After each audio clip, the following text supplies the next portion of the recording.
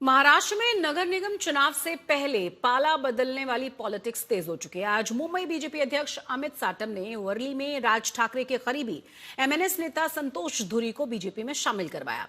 साटम ने कहा कि ठाकरे बंधुओं का कोई जनाधार है ही नहीं और इसीलिए अपना अस्तित्व बचाने के लिए दोनों भाई डर कर एक साथ आ गए। लेकिन 16 जनवरी को दोनों खाली हाथ नजर आएंगे।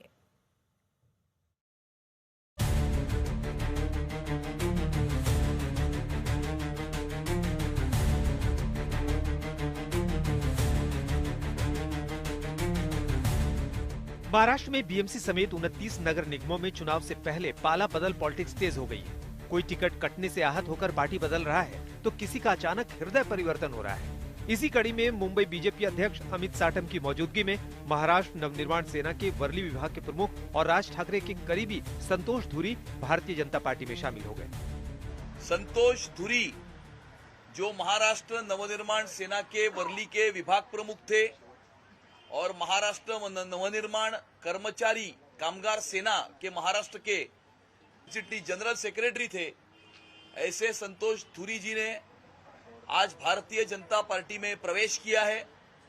पिछले 11 वर्षों में प्रधानमंत्री नरेंद्र मोदी जी के नेतृत्व में सम्माननीय मुख्यमंत्री देवेंद्र फडणवीस जी ने जिस प्रकार का विकास इस मुंबई शहर में किया है, क्रांतिकारक इस प्रकार के बदल या परिवर्तन उन्होंने मुंबई शहर में जो लाए हैं, Atal Setu, coastal road, metro, या जिस वर्ली का प्रतिनिधित्व संतोष धुरी जी करते हैं, उसी वर्ली में बीडीडी चाल में 160 फुट के घर में रहने वाले मराठी आदमी को 560 फुट का घर बनाकर देने का काम देवेंद्र जी ने किया है।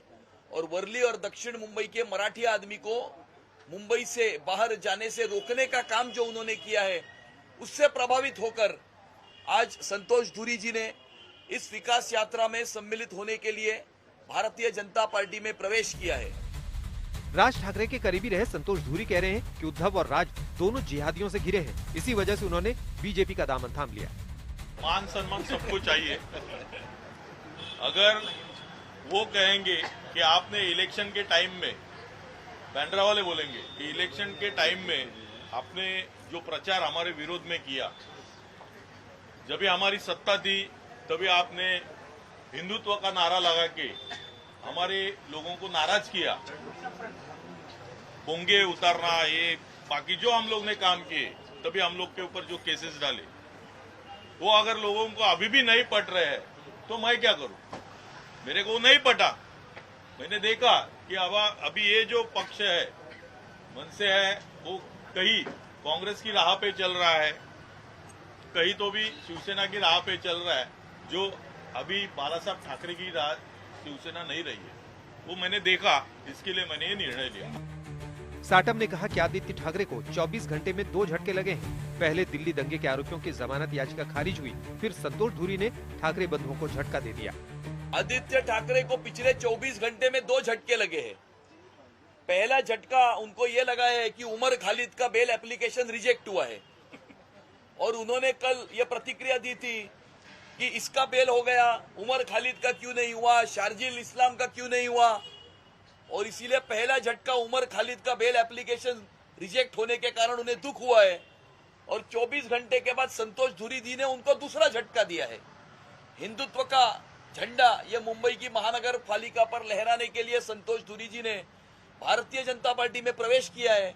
ये पिछले 24 घंटे में आदित्य ठाकरे को लगा हुआ दूसरा झटका है। इसी बीच कांग्रेस विधायक असलम शेख ने कह दिया कि न्यूयॉर्क के मेयर जोहराम ममदानी जैसा ही मेयर मुंबई को मिलना चाहिए। इस बयान पर बीजेपी ने कांग्रेस समेत ठाकरे भाइयों पर भी साझा प्रहार किया। ये मैं कह रहा हूँ कि मुंबई शहर का रंग बदलने का प्रयास भी इस अंतर्राष्ट्रीय षड्यंत्र का भाग है और उद्धव मामू इस षड्यंत्र के भागीदार है। और इसीलिए आज सुबह जो असलम शेख, जो कांग्रेस के एमएलए है, उन्होंने ये वाक्य ये कहा है और ये कहा है कि जोहराम ममदानी जैसा न्यूयॉर्क का महापौर है, वैसा जोहराम ममदानी जैसा महापौर मुंबई शहर को भी मिलना चाहिए।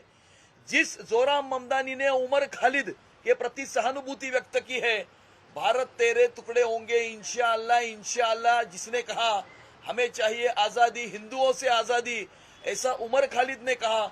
उस उमर खालिद के प्रति जोराम ममदानी को सहानुभूति है और जोराम ममदानी जैसा महापौर ये मुंबई में होना चाहिए, ऐसे असलम शेख का कहना है। और इस असलम शेख के हाथ में हाथ मिलाकर उद्धव मामू महाराष्ट्र के मुख्यमंत्री थे। ये ममदानी जो है ये विदेश की धरती का एक महापौर है। हमारे देश में पहली बात दखल देने का उसको कोई नैतिक अधिकार नहीं है। रही बात उमर खालिद की और इसकी शर्जिल इमाम की, इन दोनों पर 2020 में मामला बना था, दंगे भड़काने का आरोप है, मामला सुप्रीम कोर्ट में है। कल जब याचिका आई कि इसकी जमानत हो कि न हो, तो सुप्रीम कोर्ट ने जमानत याचिका यह कहकर खारिज कर दी कि प्राथमिक दृष्टि में दिख रहा है कि इनका बड़ा रोल है, ये संदिग्ध हैं, अभी हम इनको बाहर छोड़ेंगे तो साथ सबूतों से छेड़छाड़ कर सकते हैं। उस बिना